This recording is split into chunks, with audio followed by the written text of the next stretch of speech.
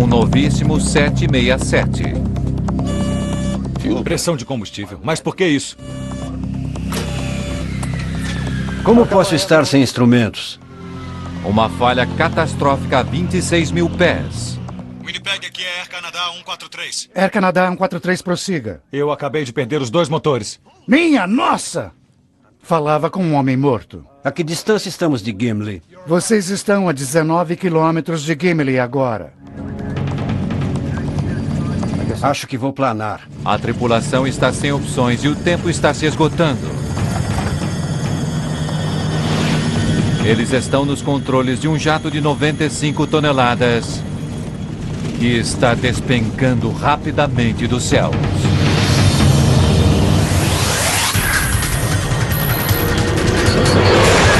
Mayday.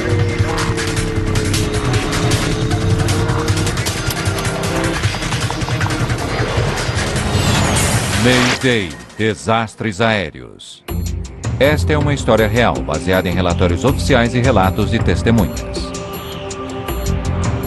Em um céu tranquilo sobre a região central do Canadá, perigo na pista. O voo 143 da Air Canada acaba de completar metade de sua viagem de Montreal até Edmonton, Alberta. Boa tarde, senhoras e senhores. Aqui é o seu copiloto. O avião está levando 61 passageiros e 8 membros da tripulação. Está um lindo dia. Claro, com temperatura 24 graus Celsius. É 23 de julho de 1983. Você viu como é que faz? Rick Dion é engenheiro de manutenção da Air Canada. Eu estava indo para Edmonton com minha esposa Pearl e meu filho Chris, que tinha 4 anos. Era o início de 2 semanas de férias para nós e estávamos todos muito animados de embarcarmos nesse novo avião. Com os cumprimentos do comandante. Oh, Rob, obrigado. Se quiser ir até a cabine... Esse era meu primeiro voo em um moderno 767, uma vez que a empresa acabaram de comprá-los. Eu volto no minuto. Eu estava curioso em ir até a cabine e ver toda essa tecnologia integrada ao trabalho que eu fazia nos aviões. O comandante desse voo é Bob Pearson. Ele tem 48 anos e mais de 15 mil horas de voo. Seu copiloto é Maurice Quintal, com mais de 7 mil horas de voo. Entre. Com licença, senhores. Rick? Eu conhecia Bob Pearson do pequeno clube de aviação que eu frequentava em Saint-Lézard. E, na verdade, ele era um dos pilotos locais que costumava voar de planador e também voar os Lézards ultraleves. Tínhamos partido em direção ao noroeste, em um belo e ensolarado dia de julho. Tínhamos um plano de voo de 39 mil pés. Poucos aviões viajavam nessa altura em 1983. E havíamos solicitado 41 mil pés, o que nos colocava bem acima do fluxo de jatos para o oeste. A tripulação podia até ter acumulado muitas horas de voo, mas eles tinham muito poucas horas de experiência naquele avião. Aquele era o mais novo e mais avançado jato de grande porte da Boeing, o 767. Havia tantos microprocessadores na barriga do avião automatizando tantas funções que o trabalho dos engenheiros de voo foi eliminado. Aquele era um dos 4 aviões 767 recentemente adquiridos pela Air Canada. O avião tinha apenas 150 horas de voo. Que diferença aqui, não? Sem dúvida. Zerar e iniciar aqui. A cabine era diferente, pois a maior parte dos instrumentos antigos com os quais estávamos acostumados, a maioria deles deixou de existir. Havia apenas um monitor CRT, como pequenas telas de televisão. Era um novo avião com alta tecnologia, o que implicava em uma mudança e tanto para a tripulação e para o pessoal da manutenção. Era uma aeronave totalmente nova, tanto para o comandante quanto para mim. Na época eu tinha 75 horas naquele avião, por isso tudo era novo para mim.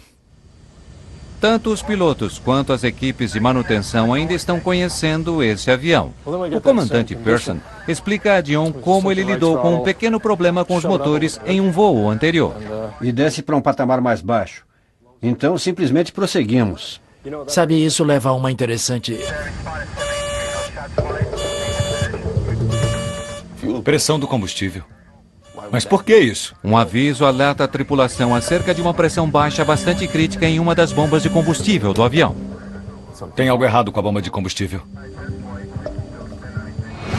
O 767 tem 3 tanques de combustível principais.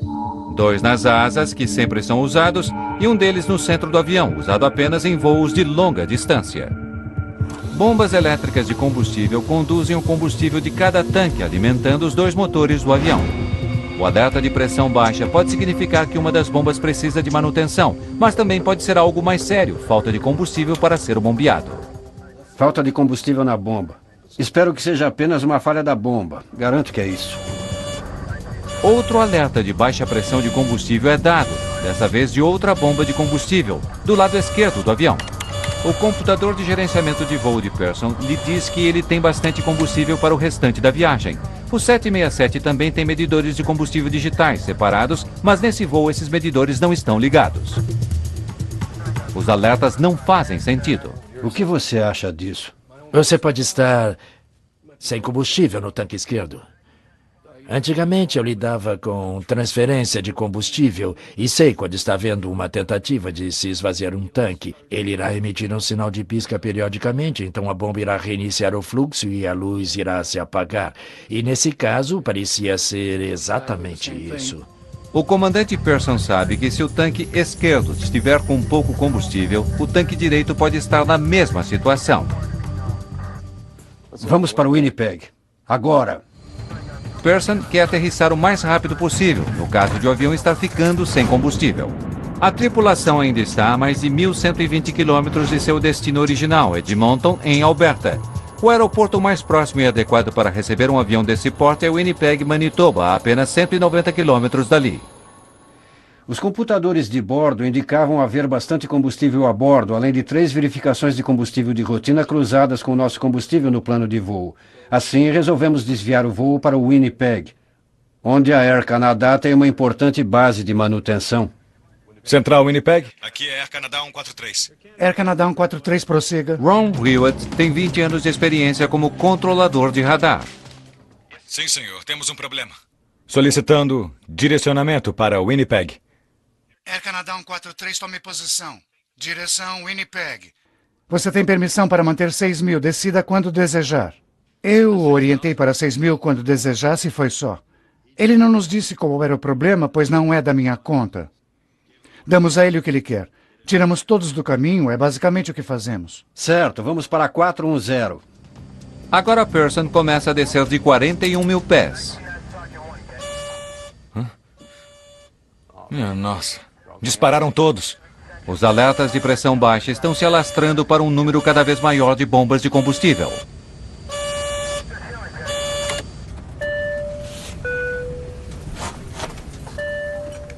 Quintal pede à tripulação na cabine de passageiros que se prepare para uma aterrissagem de emergência. Alô? Tripulação? Acreditamos ter um problema com o sistema de combustível. Estamos desviando para Winnipeg.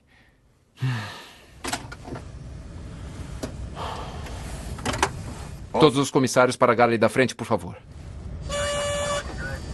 Espero que sejam apenas alarmes falsos. Rick, há alguma coisa que não tenhamos feito? Não, Bob.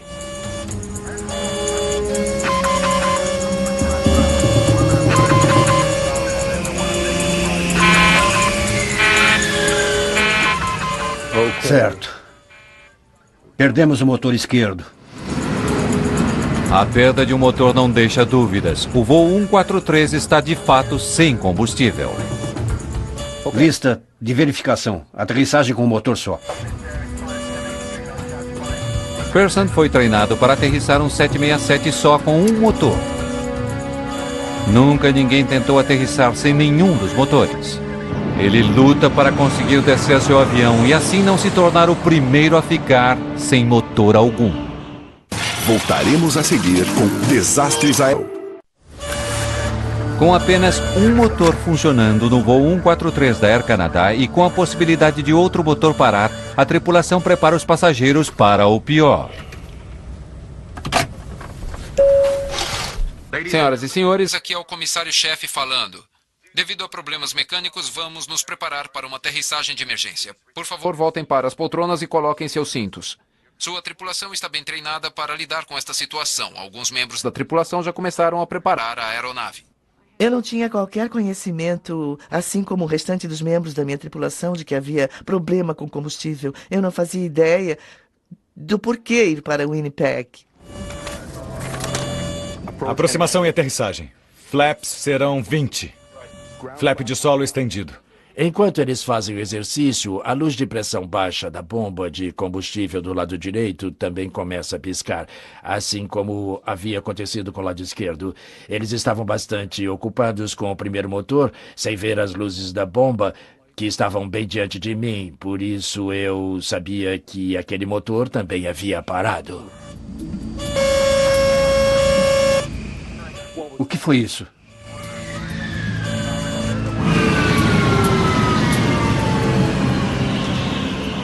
Em breve começaremos a lhes dar as orientações.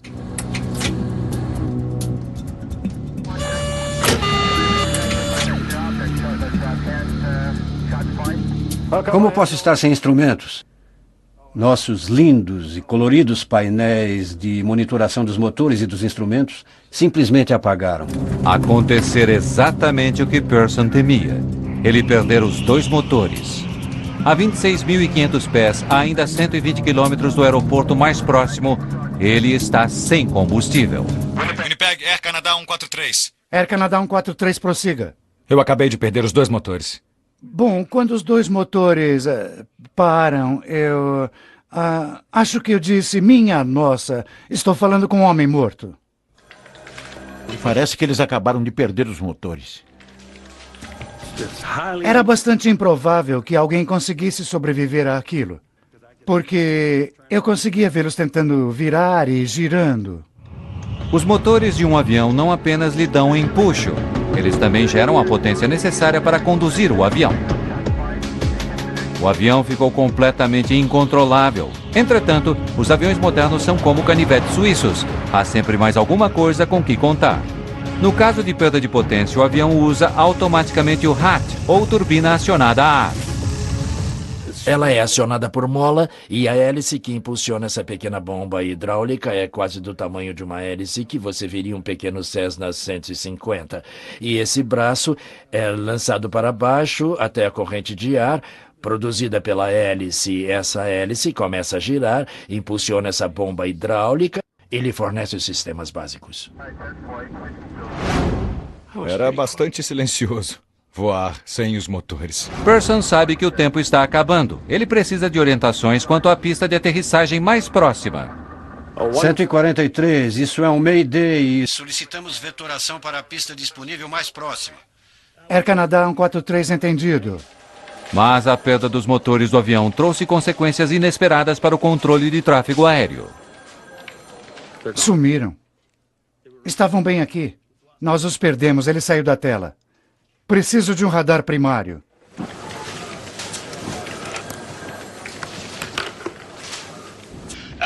Um 143, nós perdemos o retorno do transponder e estamos tentando identificar onde estão agora. Trabalhamos com um transponder que é chamado radar secundário. Captamos o sinal de um piloto para identificar a aeronave.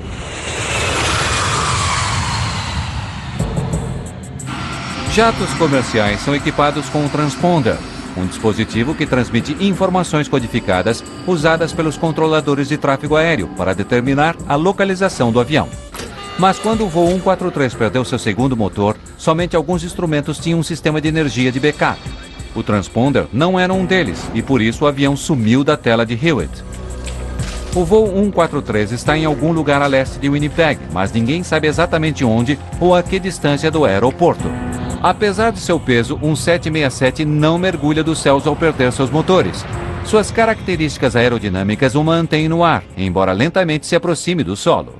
E eu estava tentando descobrir quantos quilômetros estávamos avançando em comparação a quantos milhares de metros estávamos caindo. Mas Quintal não tem os instrumentos que lhe dão as informações de que ele precisa para tal cálculo. Como perdeu o sinal do avião, Hewitt também não tem como dar essa informação a Quintal. Os controladores de voo trabalham apressadamente para encontrar um meio de localizar o avião. Antes da aterrissagem, ouvirão a ordem para se preparar para a aterrissagem. Façam isso imediatamente e permaneçam assim até que o avião pare completamente. Há duas maneiras de se preparar.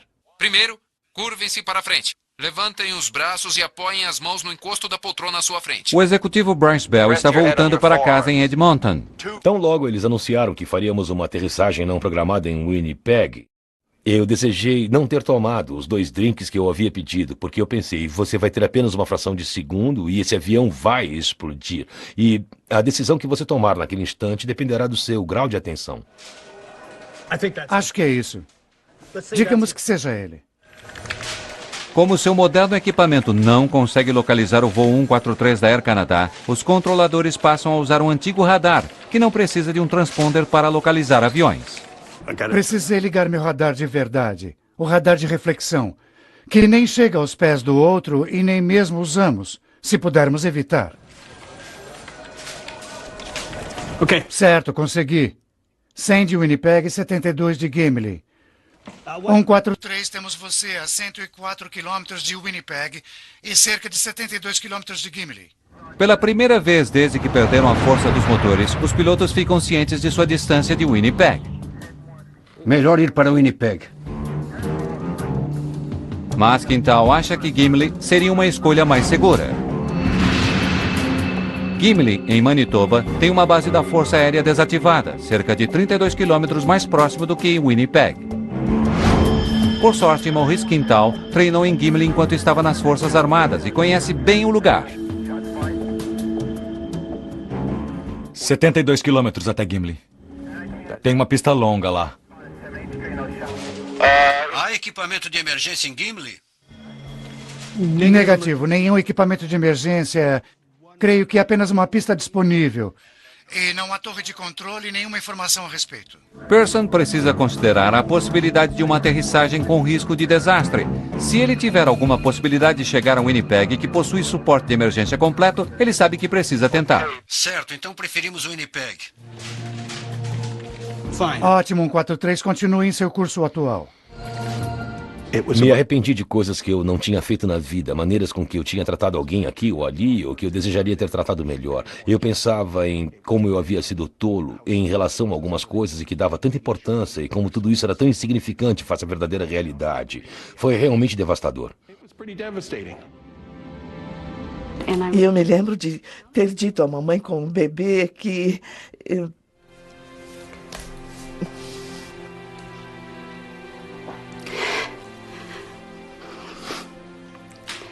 Eu tinha uma filha, Vitória. E me lembro de ter dito a essa mulher que tudo ia dar certo. E eu disse a ela, e me senti tão orgulhosa de mim mesma, de conseguir ser tão firme com ela. E dizer a ela que tudo iria dar certo, olhando direto nos olhos dela. A que distância estamos do campo agora? Vocês estão a 56, digo, 62 quilômetros de Winnipeg. Entendido. Agora que os controladores conseguem ver o voo 143 no radar, eles podem fornecer a Quintal as informações de que ele precisa para calcular se consegue planar até o Winnipeg. Qual sua altitude agora? 8.5. 8.5. Cerca de 8.500 pés acima do solo, o comandante Pearson consegue ver seu local de destino. O aeroporto de Winnipeg está a menos de 56 quilômetros de distância. Já dá para vê-lo. Mas as informações de Quintal não são boas. Bob. Morris estava controlando com tranquilidade a distância e a altitude através das informações do controle de tráfego aéreo em Winnipeg e calculou nossa situação. E chegou à conclusão de que talvez não conseguíssemos chegar à pista em Winnipeg. Talvez aguentemos mais 32 quilômetros. Não chegaremos a Winnipeg. Quintal calculou que na velocidade em que eles estavam descendo, eles atingiriam o solo 24 quilômetros antes da pista. A que distância estamos de Gimli? Vocês estão a cerca de 20 quilômetros de Gimli neste momento. Onde está? Para onde ele está indo? À direita. Vire à direita em direção a 3, 4, 5. Eu diria que você tem 6 quilômetros até lá. Certo, ótimo. Vamos para lá. Vou ver como está minha família. Não precisam mais de mim por aqui, né? Não, estamos bem.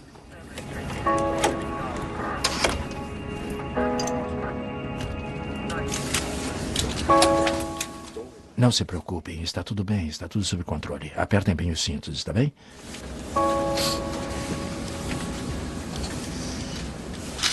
Quando eu finalmente fui para minha poltrona me sentar, foi que eu pensei... Sabe, é isso. This is it?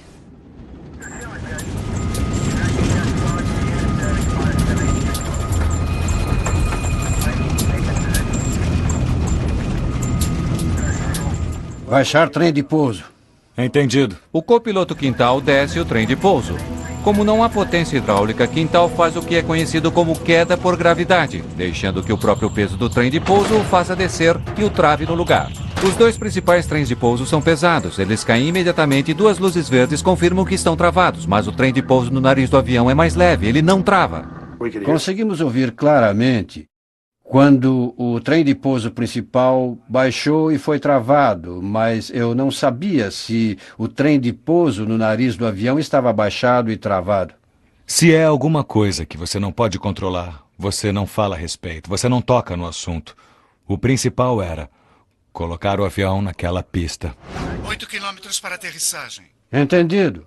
Podemos ver o campo. A 8 quilômetros de Gimli, Pearson e Quintal finalmente veem uma pista onde podem aterrissar, mas há um problema. Estamos muito perto. Vai ficar muito inclinado e muito rápido. Sim, eu sei. Pearson está quase na pista, mas está muito acima dela.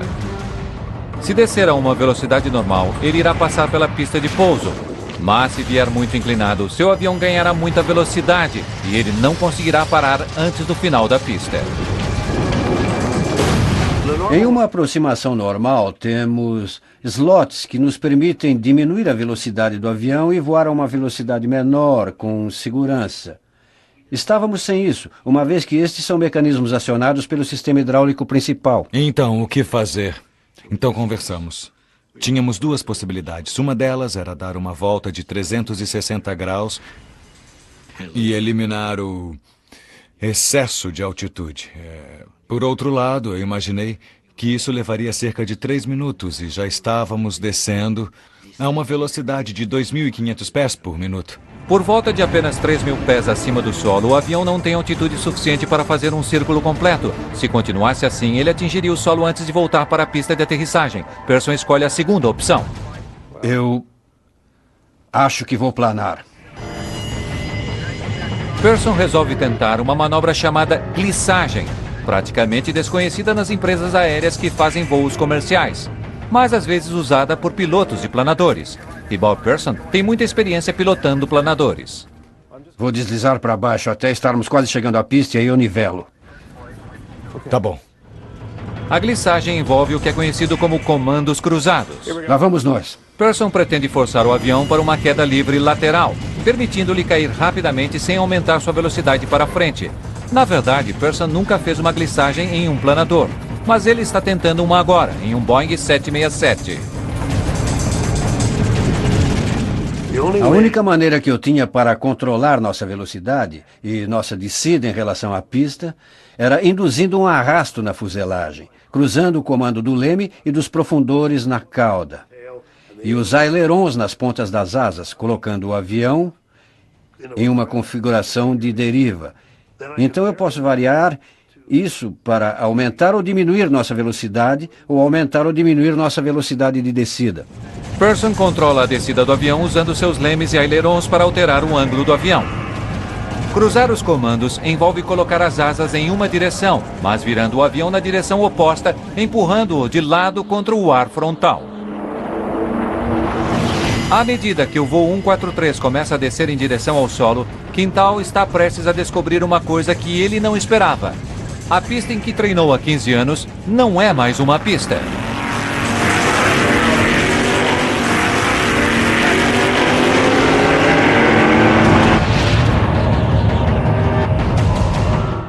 Voltaremos a seguir com Desastres Aéreos, no Nat Geo. O comandante Bob Pearson está sem combustível, sem motores e sem opções. Se ele não conseguir alinhar o avião com a pista em Gimli, ele não terá uma segunda chance.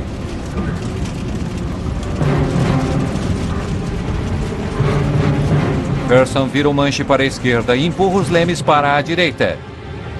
O avião desliza para a esquerda.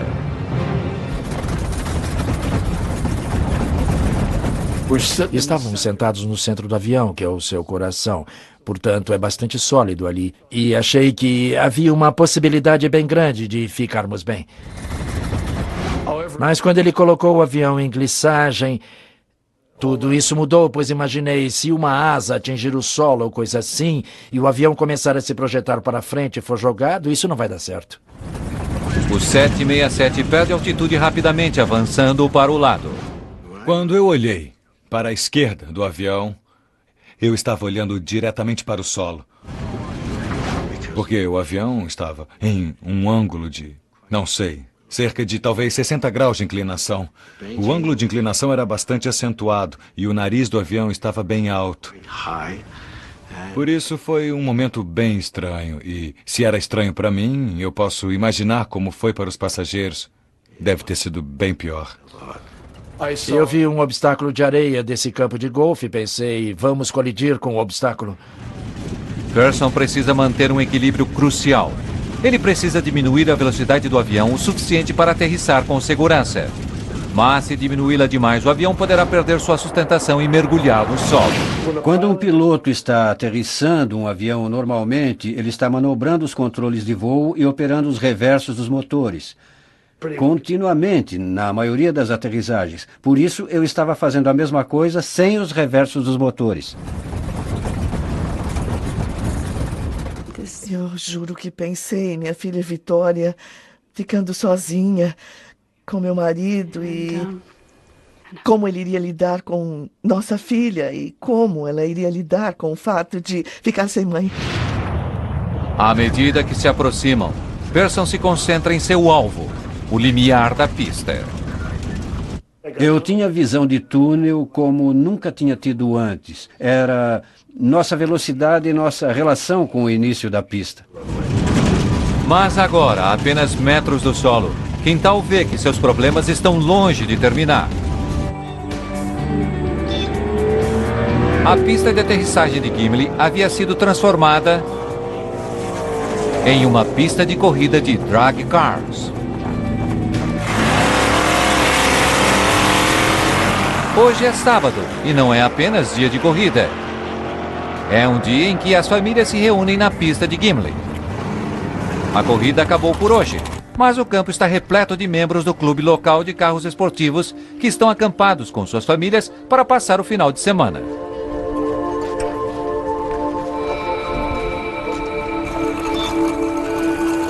Duas crianças resolveram pedalar pela extensão da pista. Elas não ouvem um avião que se aproxima. Sem os motores, ele é silencioso.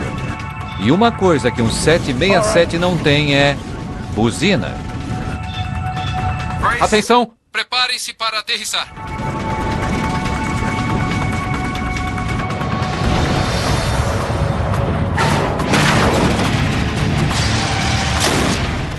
O nariz atingiu a pista com um estrondo, como um disparo de uma arma em nossos pés.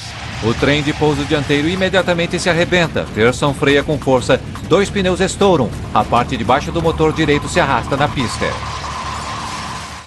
Eu era um robô, eu não tinha emoção alguma. Finalmente, Pearson vê o que está no caminho. E quando olhei, vi 2 meninos em suas bicicletas. E quando eu os vi, eles deviam estar a cerca de uns 300 metros na pista, em relação à nossa posição. Em um determinado momento, eu pude ver que eles levantaram a cabeça e estavam assustados. Tinha um avião enorme em cima deles. Ainda consigo me lembrar da expressão de terror no rosto deles. Eles estavam perto bastante para eu ver isso. Sem ter como virar o avião, a única esperança de Pearson para virar para a esquerda ou para a direita era variando a pressão dos freios nos 2 trens de pouso principais.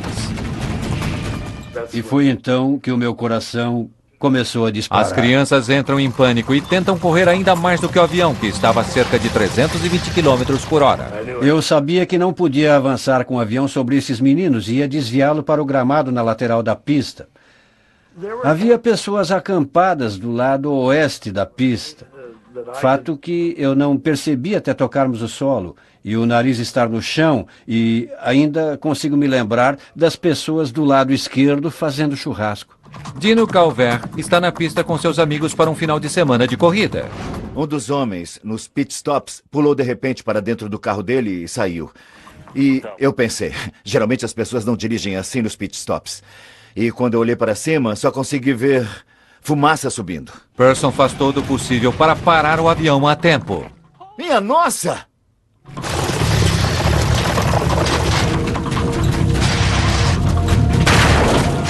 O avião investe contra um guarda-reio instalado no meio da pista. Fumaça, Bob!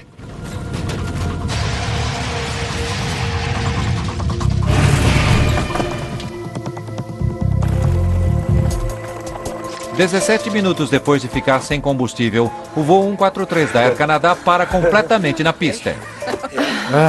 Tá tudo bem?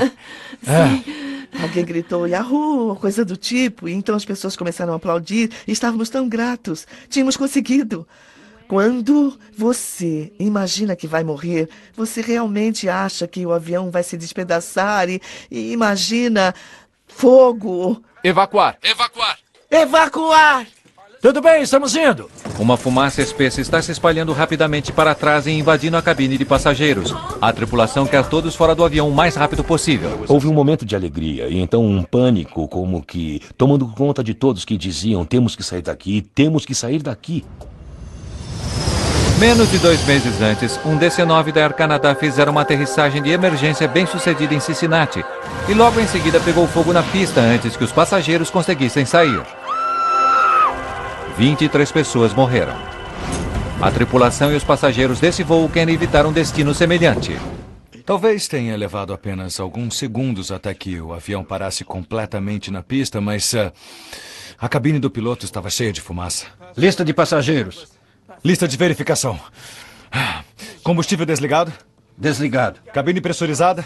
Desligada. Sistema elétrico desligado? Desligado. Verificação completa. Hora de sair daqui.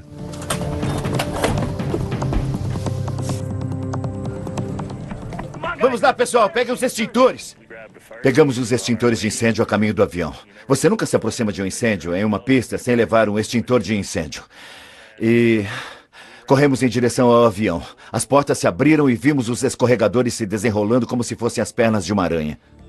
O avião acabou ficando quase todo, ao que me pareceu, quase todo sobre o nariz. Quando eu abri a minha porta e vi que a inclinação era tão grande, eu pensei, minha nossa, como é que vamos fazer esses passageiros descerem? Devido ao ângulo de inclinação do nariz do avião para baixo, os 2 escorregadores traseiros não chegam até o solo. 10 pessoas se machucam levemente durante a evacuação, a maioria delas devido à grande inclinação dos escorregadores. Eu ouvi pela frequência do radar oeste. Ele dizia... Um dos 767 diz... ele aterrissou bem, ele está inteiro, e foi então que nós vibramos. Eu disse, tudo bem, porque todas aquelas pessoas iriam dormir em suas próprias camas aquela noite.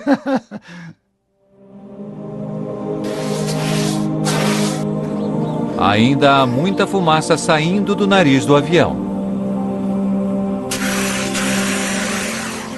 Tinha uma camada de 15 centímetros de isolamento entre a camada interna e externa que estavam começando a queimar, devido à fricção. Os comissários têm boas notícias. Todos os 61 passageiros saíram do avião e ninguém teve ferimentos graves. Viemos ajudar vocês.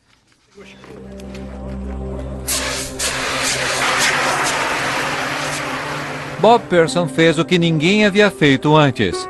Ele aterrissou com segurança um 767 sem motores, planando desde mais de 26 mil pés.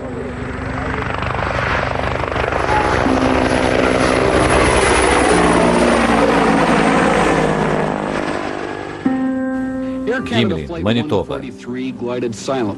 Imediatamente o ocorrido é manchete nos jornais do mundo todo. As pessoas já estão se perguntando como um dos mais sofisticados aviões de passageiros do mundo pôde ter ficado sem combustível. Olhem bem aqui. A investigação começa no dia seguinte. Bill Taylor e Diane Rochelot, da Agência de Segurança Aérea Canadense, estão entre os primeiros investigadores a chegar ao local. Na época, eu era engenheira mecânica júnior. Eu estava trabalhando para Transporte Canadá fazia um ano. Partir para campo pela primeira vez era emocionante, era algo novo, era um avião de grande importância. Quando passamos para o sistema de indicação de combustível, eu, na verdade, deixei a Diane lidar com os detalhes do sistema de computador. Primeiro, Bill Taylor precisa confirmar o que todos têm lhe dito, que o avião estava sem combustível. Investigadores esvaziam os tanques e coletam menos de 68 litros de combustível. A capacidade do 767 é de quase 96 mil litros. É como ter 5 colheres de sopa de combustível em um carro de porte médio. Agora Taylor precisa examinar a possibilidade de que o combustível tenha vazado durante o voo. As outras verificações envolviam procurar provas de que o combustível havia sido perdido. Chegamos até o ponto de entrar no que eles chamam de compartimento seco do avião. Eu sou um pouco claustrofóbico e por isso não fiquei muito entusiasmado com a ideia, mas entrei, dei uma olhada com uma lanterna e pude confirmar que não havia ali sinal de vazamento de combustível. Isso deixa Taylor com apenas uma conclusão. O voo 143 decolou sem combustível suficiente. Agora os investigadores precisam descobrir por quê. Eu não acredito que esteja inteiro. Diane Rochelot começa a buscar a resposta àquela pergunta nos sofisticados sistemas eletrônicos do avião sob a cabine. O 767 era um avião novo e tinha muitos sistemas computadorizados. E creio que em 1982 esses sistemas estavam surgindo no mercado em um ritmo veloz e eram sistemas eletrônicos mais recentes. Rochelot confirma que uma unidade computadorizada, o processador de medição de combustível digital, não estava funcionando corretamente nesse avião. Não havia peças de reposição em Montreal e por isso não tinha sido possível substituí-lo. Rochelot leva o componente para um teste. Havia ficado resolvido que a unidade de processamento de combustível seria levada para o fabricante Honeywell em Indianápolis para testes. E essa tarefa havia sido atribuída a mim. Passamos então por todos os procedimentos de testes e, em um determinado momento, nós de fato descobrimos que havia um mau funcionamento na unidade. Durante os testes, nos aprofundamos cada vez mais e descobrimos que um dos circuitos, chamado bobina do indutor, uma peça bastante pequena, fora encapsulada durante o processo de fabricação. O que significa que estava coberta com plástico. Não é possível ver porque ela está coberta com plástico, não é possível ver a bobina do indutor, mas ao retirarmos o invólucro plástico, pudemos ver que a junta de solda não havia sido feita de forma adequada, o que levou ao mau funcionamento do sistema. O processador defeituoso explica por que Pearson não tinha indicadores de combustível durante o voo, mas não explica por que ele não tinha combustível suficiente. Os indicadores inoperantes estavam, sem dúvida, com problemas. O pessoal de terra não precisou deles quando abasteceu o avião. Os investigadores confirmam que a equipe em terra de fato fez uma verificação manual do combustível antes da decolagem. O que vocês fizeram em seguida? Bom, fizemos uma verificação manual dos 2 tanques e colocamos combustível para a viagem até Edmonton. O voo 143 deveria ter decolado com combustível suficiente para a viagem.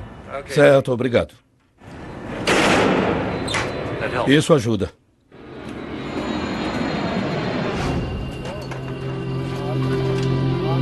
Agora, os investigadores precisam descobrir como um dos jatos de passageiros mais avançados do mundo decolou com metade do combustível necessário para o trecho que iria percorrer. Voltaremos a seguir com Desastres. Os investigadores sabem que, como os indicadores de combustível estavam inoperantes, os tanques de combustível do voo 143 foram verificados manualmente. E o combustível para a viagem até Edmonton realmente foi colocado nos tanques. Mas antes que o avião possa receber mais combustível, um cálculo vital tem de ser feito. Os pilotos precisam saber o peso do combustível em seu avião. Os caminhões de combustível abastecem os jatos por volume. Para que os pilotos e aqueles que abastecem os jatos se comuniquem, é preciso que seja feita uma simples tradução de rotina entre volume e peso.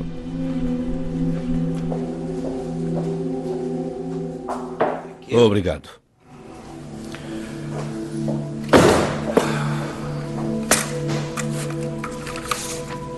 Os investigadores conferem esses cálculos repetidas vezes.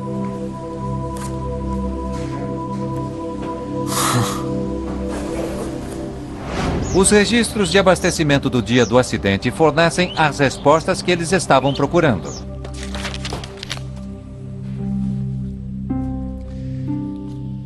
Esse é um registro de abastecimento comum.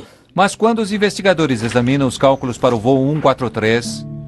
E este é do voo 143. Eles não encontram nada de errado. O documento mostra com clareza a quantidade de combustível nos tanques, direito e esquerdo. Mas os investigadores estão preocupados com dois números em especial. Um deles converte volume em quilogramas e o outro faz a conversão para libras. Eles não deveriam estar usando os dois.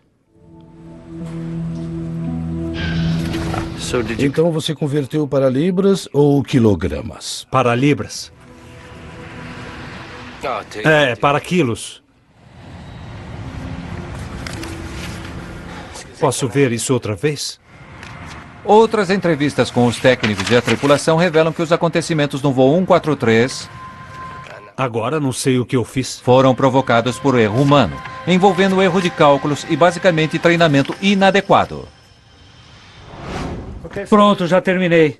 Os técnicos que reabasteciam o voo 143 se confundiram com os cálculos ao converter o volume que saía do caminhão de combustível para o peso do combustível nos tanques do avião. Obrigado.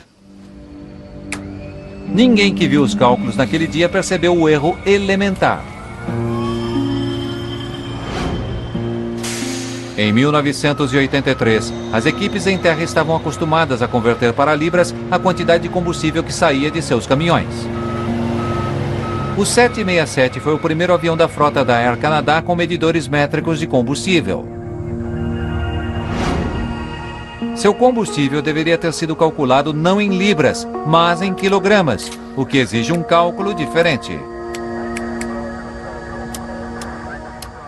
O voo 143 precisava de 22.300 quilos de combustível para a viagem. Mas, em vez disso, os pilotos e técnicos o deixaram decolar com 22.300 libras. Como uma libra é cerca de metade de 1 quilo, o avião tinha apenas metade do combustível necessário, o que explica por que o computador de voo de Pearson lhe dizia que ele tinha combustível suficiente. Ele digitou a quantidade errada de combustível. Antigamente, o engenheiro de voo calculava as cargas de combustível. Esse acidente levantou uma importante questão. Quem deve fazer o trabalho numa equipe de 2 pessoas?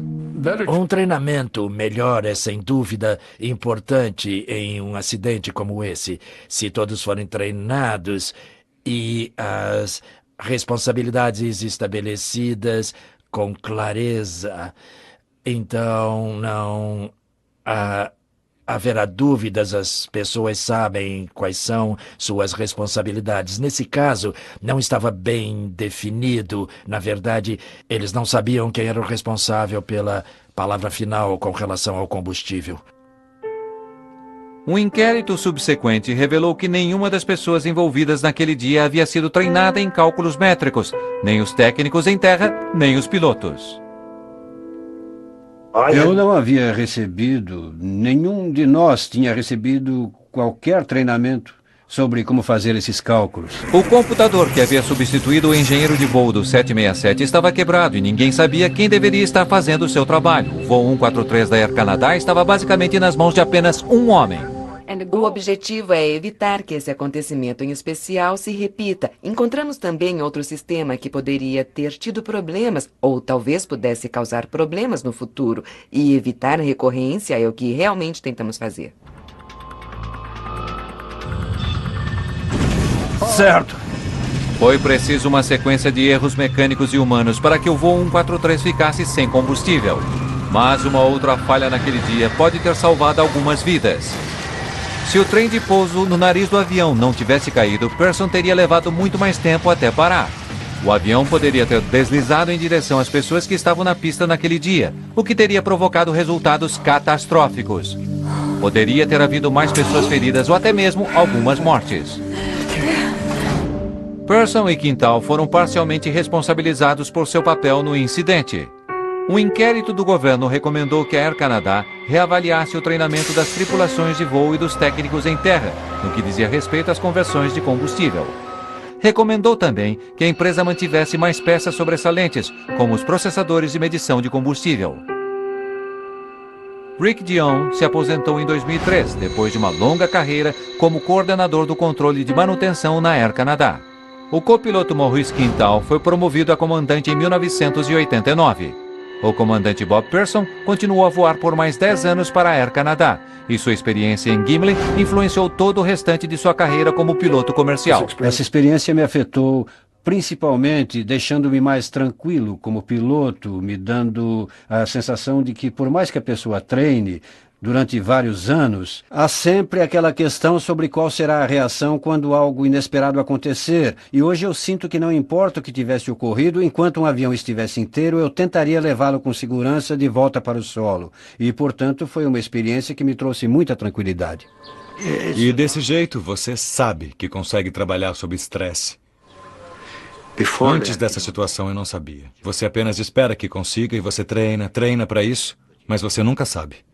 Levando em conta a situação com que eles tiveram de lidar, foi magnífico e acho que isso ficou provado no simulador em Vancouver, onde tentou-se fazer a mesma coisa sob as mesmas circunstâncias com várias tripulações e com todas elas o avião caiu. Talvez o que de mais importante tenha ficado disso tudo tenha sido a percepção de que quando algo novo é introduzido, é preciso atenção e treinamento especiais para que as pessoas estejam cientes daquilo com que estão lidando. Quando aterrissamos e o avião estava inteiro, eu pensei, terei outra possibilidade de voar novamente. Quando ocorre uma tragédia como essa, quando você pega todas as suas cartas e joga para o ar, você está sem nada. Acho que a partir daquele momento em Gimli, eu poderia... É difícil dizer isso, mas Gimli talvez tenha sido a melhor coisa que me aconteceu, claro, depois de conhecer minha esposa e casar com ela. 2 dias depois da aterrissagem em Gimli, o 767 da Air Canada estava de volta aos céus, a caminho de Winnipeg para reparos. 25 anos depois, este mesmo avião ainda está em serviço e continua sendo chamado pelo apelido que Bob Pearson lhe deu, o planador de Gimli.